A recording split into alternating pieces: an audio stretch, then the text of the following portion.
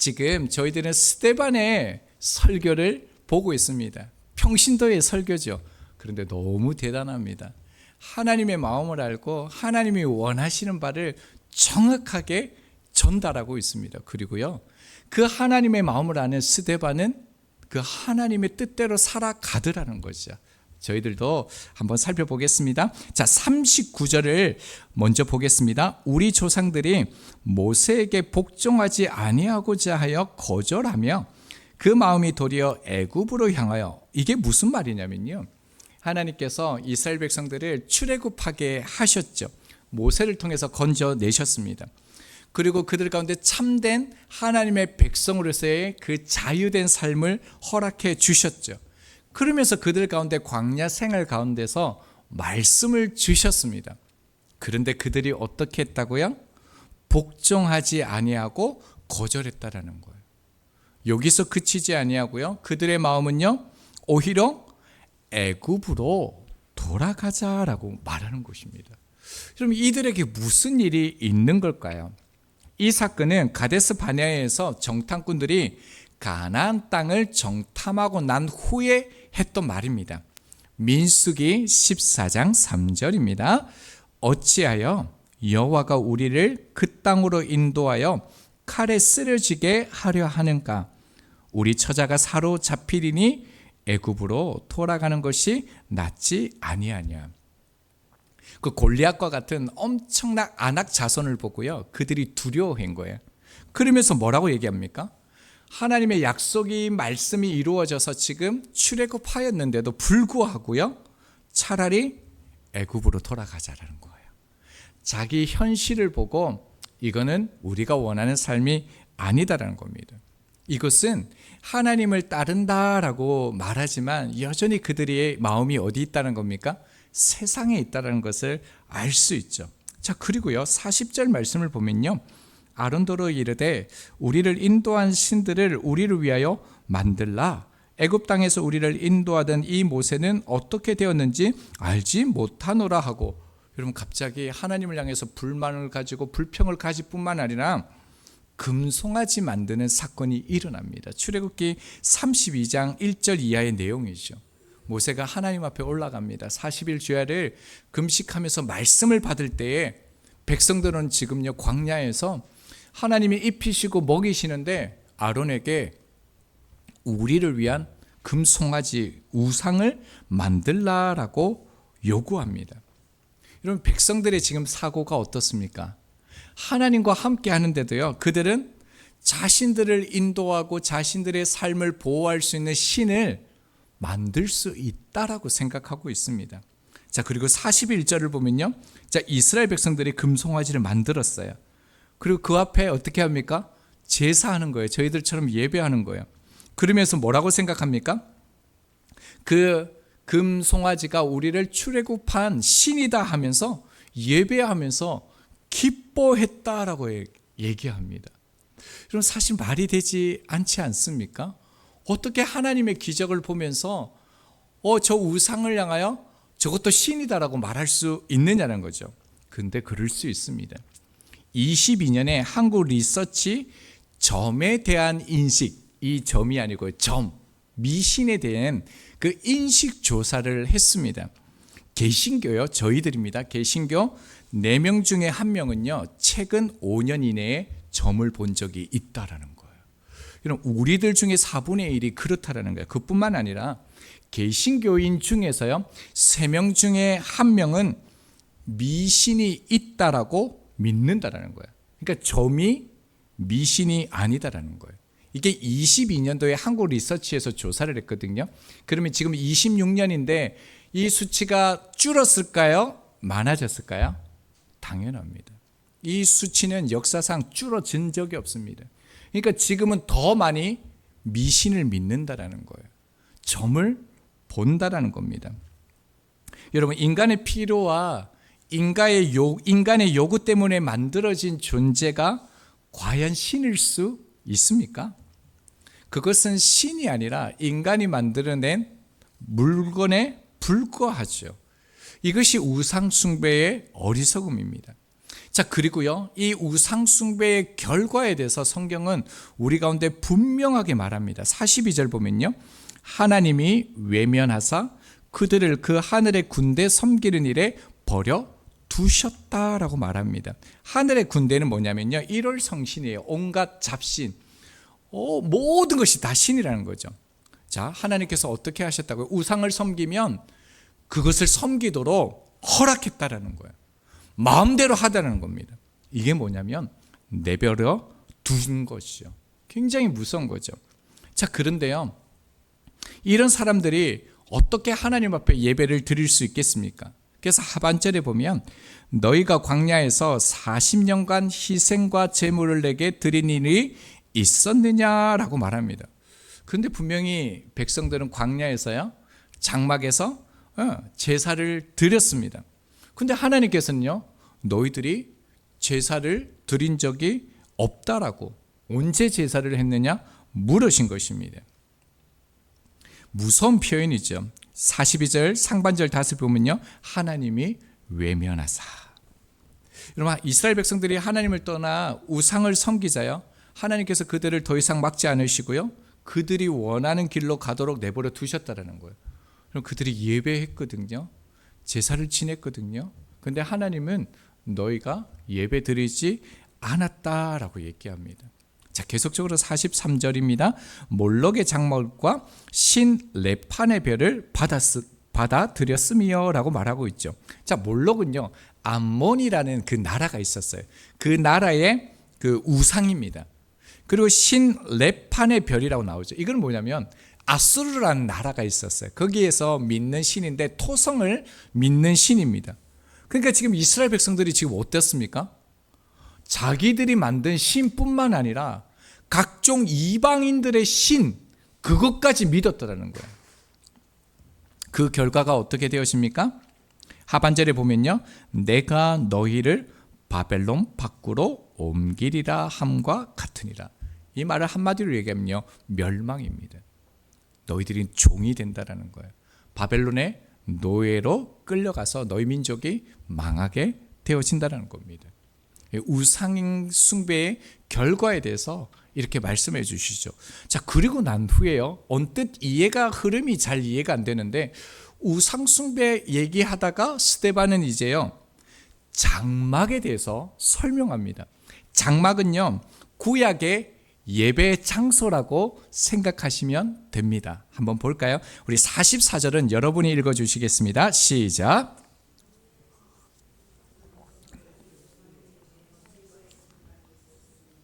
이것은 모세에게 말씀하신 이가 명하사 그가 본 그 양식대로 만들게 하신 것이라. 자, 증거의 장막이라고 나옵니다. 자, 거룩하신 하나님의 집이라는 의미로요, 이 장막을 성막 이렇게도 부릅니다. 이름이 여러 가지입니다. 그리고 또 하나님께서 우리를 만나 주시는 곳, 이렇게 해서 뭐라고 얘기하냐면 회막이라고도 부릅니다. 뭐 장막, 성막, 회막, 막 증거기, 이름이 여러 가지가 있는데요, 중요한 것은 예배 장소라는 것입니다. 이 장막의 특징이 하나 있는데 뭐냐면, 우리는 무학성로 112번지 3층에 딱 고정되어져 있잖아요. 근데 이 장막은요, 그렇지 않습니다. 이동할 수 있는 구조로 만들어진 예배 처소입니다. 출애굽기 26장 1절입니다. 너는 성막을 만들 때 가늘게 꼼배실과 청색, 자색, 홍색 실로 그룹을 정교하게 수놓은 10폭의 휘장을 만들지니. 무슨 말인지 잘 모르겠죠. 이렇게 이동식으로 만들었다, 이렇게 이해하시면 됩니다. 이스라엘 백성들이 움직여 갔거든요. 움직여 갈 때 무엇을 따라갔냐면 이 장막을 따라 움직였습니다. 중요한 표현입니다. 그래서 이 장막은 늘 이스라엘 백성들의 그 삶의 중심에 위치했습니다. 하나님의 임재를 상징했습니다. 자, 45절 보면요, 우리 조상들이 그것을 받아 하나님이 그들 앞에서 쫓아내신 이방인의 땅을 점령할 때에 여호수아와 함께 가지고 들어가서 다윗 때까지 이르니라. 자, 이 장막이 어떻게 계속적으로 역사 가운데 흘러갔는지에 대해서 말하고 있는데요, 모세 이후에 여호수아를 통해서 하나님께서 그토록 그 약속하신 400년의 그 포로 그 기간이 끝나고 드디어 그들의 땅 가나안 땅에 들어가게 됩니다. 가나안 땅을 정복하게 되어지죠. 자, 그곳에 들어갈 때도 뭐가 같다라는 거예요? 장막을 그대로 가지고 들어갔다라는 거예요. 자, 말씀 상반절에 보면요, 그것을 바다라고 되어져 있죠. 이것은 상속으로 계승하다라는 의미를 가지고 있습니다. 그러니까 이 장막이 여호수아 사사시대 그리고 다윗 그 아들 솔로몬 때까지 계속적으로 이 장막을 통하여 예배했다라는 거예요. 무려 몇 년 동안일까요? 그 기간이 장막을 그 광야에서 만들고 솔로몬이 성전을 지을 때까지 이 기간이 얼마 정도 될까요? 맞춰보시겠습니까? 대략 480년 동안입니다. 480년 동안 그들이 장막을 통해서 예배했습니다. 자, 그리고요, 이제 완전히 새로운 사건이 일어납니다. 46절 같이 읽겠습니다. 다윗이 하나님 앞에서 은혜를 받아 야곱의 집을 위하여 하나님의 처소를 준비하게 하여 달라고 하더니, 이제 다윗이 그 10년에서 13년의 그 엄청난 광야 생활을 끝나고 드디어 기름 부음을 이미 받았죠. 왕이 됩니다. 근데 그 시간들을 이렇게 되돌아보니까 하나님의 은혜가 아닌 것이 없는 거예요. 그래서 다윗의 마음에 한 가지 소원이 생깁니다. 그것이 무엇이죠? 성전이었습니다. 다윗은 하나님을 위해서 성전을 짓고자 하는 것이죠. 자, 그런데 하나님께서 넌 안 돼라고 말했습니다. 왜요? 피를 너무 많이 흘렸기 때문에 너를 통해서는 성전을 지을 수 없다라고 말씀하시고요.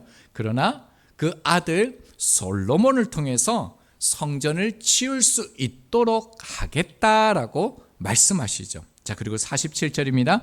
솔로몬이 그를 위하여 집을 지었느니라. 자, 솔로몬이 왕이 된 후에 예루살렘에서 성전을 건축하게 되어지는데요, 약 7년이 걸립니다. 이 의미가 왜 중요하냐면, 솔로몬은 모든 왕 중의 왕이고 가장 많은 것을 가지고 있었던 가장 지혜로운 왕입니다. 이 왕이 무려 7년 동안이나 건축했다는 의미가 뭡니까?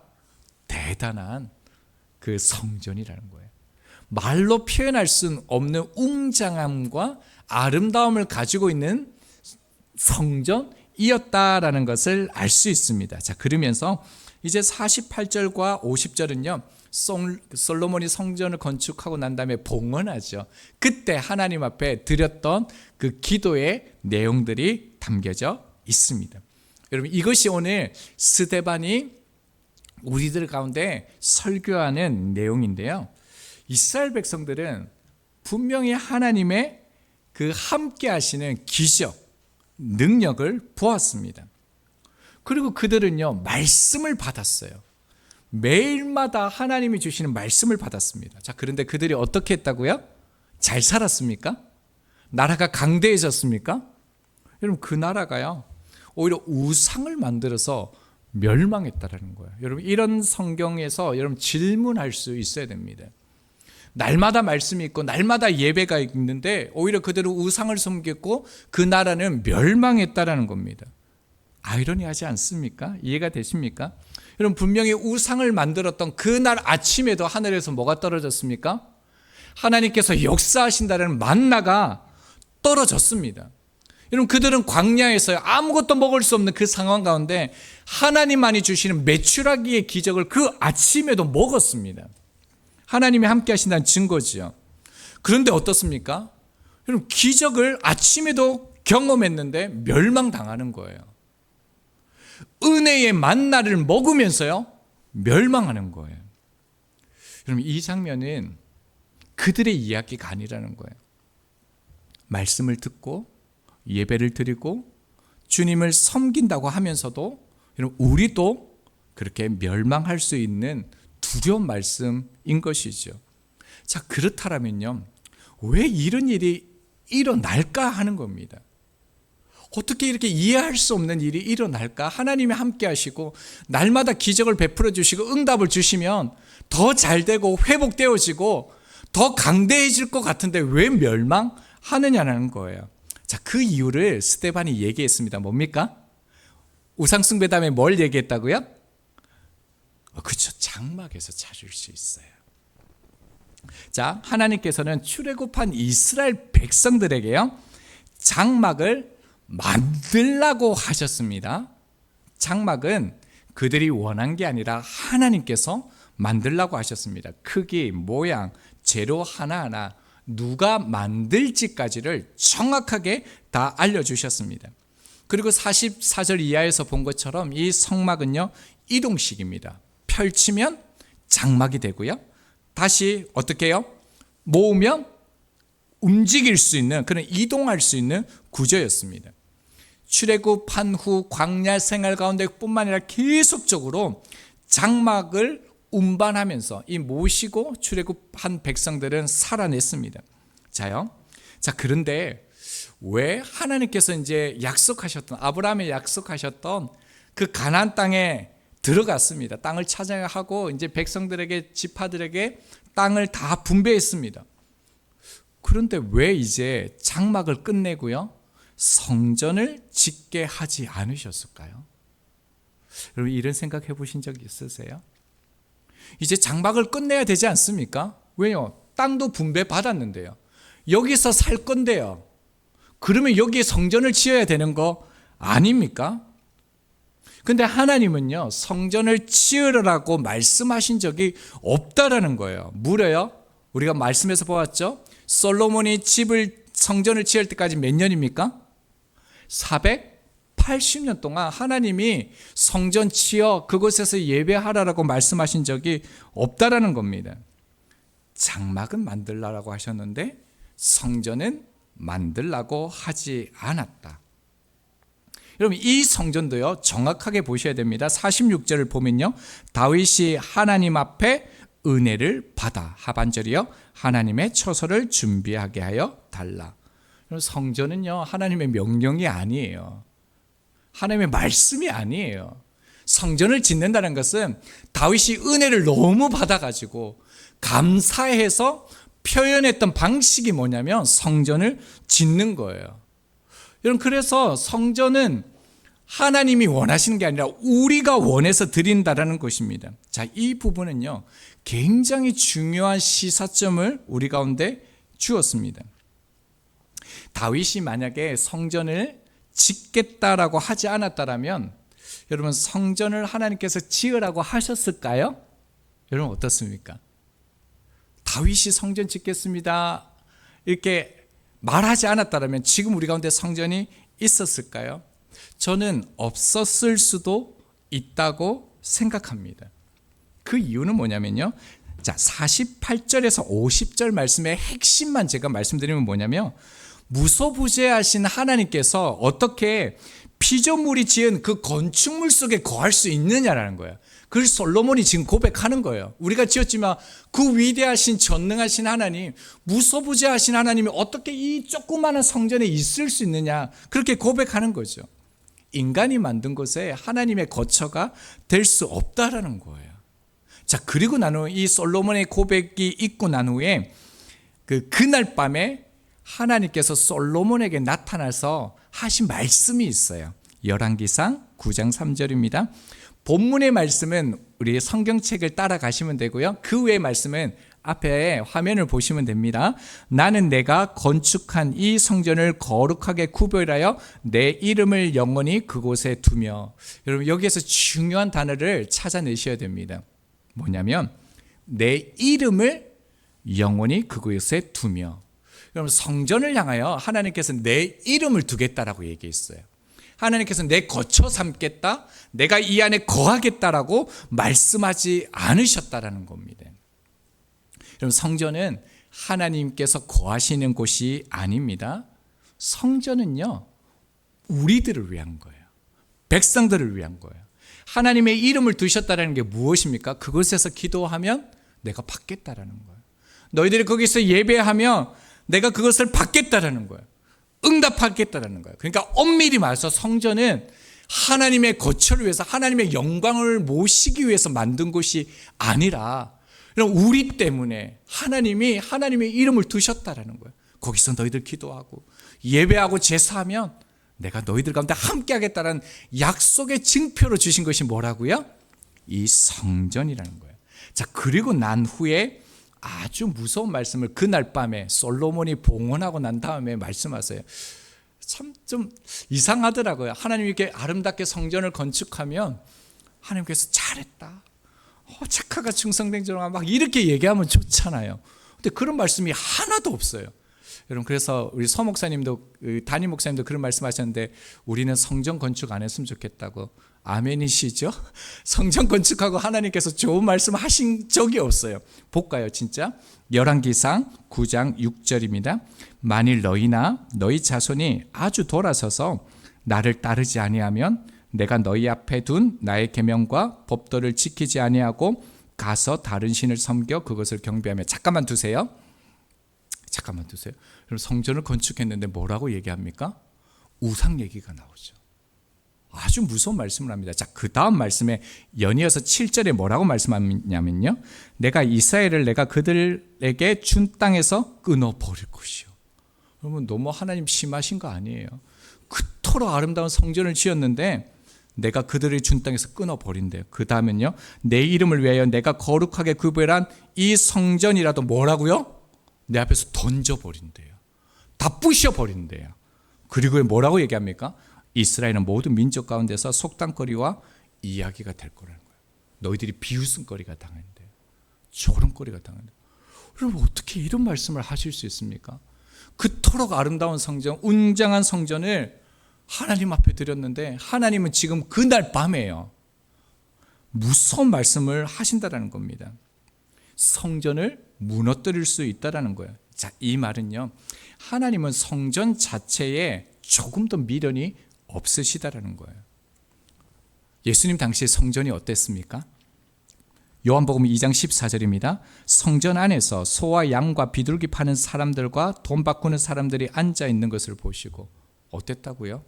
여러분, 성전에서는 소와 양을 팔 수가 없습니다. 그런데 장사하는 이들이, 돈을 바꾸는 상전이들이 그 안에서 자리를 잡고 있고요, 인간의 야망과 욕심과 탐욕을 이루는 곳이 어디가 됐다고요? 성전이 되어져 버렸다라는 거예요. 그래서 예수님 뭐라고 하신지 아시죠? 요한복음 2장 19절입니다. 예수께서 대답하여 이르시되 너희가 이 성전을 헐라. 성전을 헐어버리래요. 내가 사흘 동안에 일으키리라. 자, 이 말씀은 우리가 요한복음 할 때 다 기억나시죠? 너무 생생하게 기억나시죠? 잘 모르시면 한 번 더 요한복음 할까요? 이 말씀의 의미가 무엇입니까? 예수님께서 이 성전은 참된 성전이 아니라는 거예요. 이 속에 하나님의 거처가 될 수 없다라는 거예요. 그래서 참 성전 대신 예수 그리스도께서 죽으시고 부활하셔서 우리 안에서 참 성전이 되어 주시겠다라는 말씀이 이 말씀이지요. 그런데 유대인들은 어떻게 했다라고요? 이 건물만 생각했다라는 거예요. 그래서 주님이 예고하신 대로 후에 보면요, 로마의 그 티투스 장군이 쳐들어오죠. 그게 황금이 묻혀있다라고 생각해가지고 돌 위에 돌 하나도 남지 않고요, 완전히 파괴됩니다. 완전히 쓸어버립니다. 자, 그런데요, 그토록 아름다운 그 성전을 부러뜨리고 불사르고 모욕하는데도 하나님은 가만히 두셨습니다. 여러분, 이것은 뭐냐면 하나님께서는요, 건물 자체에 관심이 없다라는 것입니다. 스데반 집사가 지금 종교 지도자들, 그들이 자칭 하나님을 믿는다라고 말하는 사람들 앞에 말하는 내용이 바로 이것입니다. 너희 조상들이 지금 똑같다라는 거예요. 하나님의 말씀을 거역하고 우상 숭배를 섬겼던 것처럼, 오히려 성전을 우상화했던 것처럼 지금 너희들이 어떻다라는 거야? 하나님의 말씀이 주어졌는데도 거역하고 있다라는 거예요. 참된 성전이신 예수 그리스도를 오히려 죽였다라는 거예요. 그리고요, 오히려 이 성전을 우상 숭배한다라는 거예요. 하나님의 거처 삼았다라는 거예요. 분명히 솔로몬을 통해서 분명히 말씀하셨는데도 불구하고 그들은요, 그건 중요하지 않는 거예요. 자기들의 믿음이 중요한 거예요. 자기들의 신앙의 방식이 중요하다라는 거예요. 스데반이 이걸 지금 말하고 있다라는 거예요. 그래서 그들의 삶을 보면요, 자유민들을 보면 어떻습니까? 일상생활에는 하나님이 없는 거예요. 삶에는 하나님을 찾아볼 수 없는 거예요. 그들이 수도 없이 이동하지만 살아가지만 그들 가운데 주어진 말씀은 그들 삶에는 없는 거예요. 근데 그들은 어디에만 말씀이 있습니까? 절기들, 종교 행위 때, 성전에서만 말씀이 있는 거예요. 여러분, 성전은요 시온산에 세워져서 움직이지 못합니다. 근데 장막은 어떻다고요? 계속해서 이동했습니다. 하나님의 말씀이 들어있는 그 언약궤가 들어있는 이 장막은 계속해서 움직였습니다. 여러분, 흐름이 이제 이해되시죠? 여러분, 우리에게 필요한 것은 장막입니까? 성전입니까? 여러분, 우리 가운데 뭐가 있어야 됩니까? 장막이죠. 우리에게 있어야 되는 것은 말씀대로 움직이는 그 삶이 필요하다는 거예요. 그래서 사도행전 7장 38절 보시겠습니다. 우리 조상들과 함께 광야 교회에 있었고 또 살아있는 말씀을 받아 우리에게 주던 자가 이 사람이라. 그럼 이스라엘 그 공동체를 뭐라고 얘기합니까? 교회라고 얘기하죠. 그러니까 교회라는 것은 건물이 아니다라는 거예요. 하나님의 말씀이 들어있는 이 장막을 따라 움직이는 사람들, 말씀과 함께하는 사람들이 교회가 된다라는 거예요. 분명하게 보여주신 것이죠. 우리가 살아가는 인생을 뭐라고 얘기합니까? 광야 인생, 이렇게 얘기를 합니다. 참 재미난 건 뭐냐면요, 히브리어로 광야가 미드바르라는 단어가 있습니다. 그리고 이 미드바르라는 이 단어가 다바르라는 단어에서 왔거든요. 이 다바르가 뭐냐면 말씀이라는 뜻을 가지고 있어요. 참 놀랍죠. 신명기 1장 1절입니다. 조금만 띄워놔 주세요. 이는 모세가 요단 저쪽 숲 맞은편에 아라바 광야, 이 광야가 미르바르, 제가 적어놓은 겁니다. 성경에는 없습니다. 미르바르고요. 곧 바랑과 도벨과 라반과 하세롯과 디삽 사이에서 이스라엘 무리에게 선포한 말씀, 이건 뭐라고요? 다바르라는 거예요. 다바르라는 거예요. 그러니까 여러분, 광야는 뭐라는 겁니까? 바꿔주셔야 됩니다. 광야는 하나님의 말씀이 임하는 장소라는 거예요. 이런 광야 같은 인생에 하나님의 말씀이 있다라는 거예요. 자, 이 말은 뭡니까? 광야 같은 인생에서 말씀이 없이는 살아갈 수 없는 사람이 우리라는 거예요. 우리의 인생 모든 것에 반드시 말씀이 있다라는 겁니다. 이것이 지금 스데반이 말하는 거예요. 너희들이 종교 생활하면 안 된다라는 거예요. 절기 때마다, 안식일 때마다 와가지고 예배하고 헌금한다고 해서 그게 예배가 아니다라는 겁니다. 그러면서 스데반이 이 설교를 통해서 아주 중요한 사실을 하나 우리 가운데 보여줍니다. 무엇입니까? 하나님의 말씀이 주어졌다고 해서 자동적으로 말씀을 듣는 것은 아니다라는 거예요. 말씀을 들어도 자동적으로 순종하게 되는 것은 아니다라는 거예요. 그래서 말씀을 들을 때요, 여러분, 한 번 듣고 끝내는 사람이 아니라 말씀 앞에 서고 또다시 말씀 앞에 서고요, 계속적으로 말씀 앞에 서야 되는 사람이 되어져야 된다는 겁니다. 이제 오후에 청년부실 안 가보실 분은 없죠? 궁금하시죠? 잘 돼 있다니까 한번 올라가 보십시오. 이제 여러분들 간사님에게 입장료 내고 가셔야 돼요. 그러니까 차도 마실 수 있고 다가도 준비하니까 입장료 꼭 내시고 가시고요. 잘 꾸며졌습니다. 집사님들 정말 수고해 주셨거든요. 그래서 지난 주일날 페인트 칠하고 다 깨끗하게 했습니다. 자, 그런데 주중에 무슨 일이 있었냐면요, 갑자기 이무종 집사님이란 분이 우리 교회에 계시거든요. 갑자기 교회 그 주중에 오신 거예요. 그러면 갑자기 페인트 칠을 또 하시는 거예요. 그래서 괜찮다고, 너무 지금도 예쁘다고, 그만하셔도 된다라고 했거든요. 근데 집사님이 또 하루 종일 이렇게 또 하시는 거예요. 그래서 너무 예쁘게 된 거예요. 그래서 이제 다 마무리가 이제 된 거예요. 근데 또 어떻게 됐을까요? 어제 또 오신 거예요. 어제 또 오셔가지고 또 페인트를 누구리 또 계속 바르시는 거예요. 안 하셔도 된다고, 안 된다고 또 바르시고 한 거예요. 어제 그 테이핑이 좀 또 잘못돼가지고 집사님 또 바르시는 거예요. 제발 그만 바르셔도 된다고, 바르지 말자고 해가지고 그렇게 지금 끝냈는데요. 제가 그 모습을 보면서 참 감동이 됐던 게 하나 있었어요. 지난 주일날에 발랐을 때도 참 좋았거든요. 근데 집사님 중간에 바르셨어요. 색감이 너무 좋은 거예요. 근데 집사님 또 바르신 거예요. 색감이 더 좋은 거예요. 더 예쁜 거예요. 그러면서 말씀 앞에 이런 자세로 서야 되는구나라는 것을 제가 깨닫게 됐습니다. 근데 저는 집사님하고 일은 안 하려고요.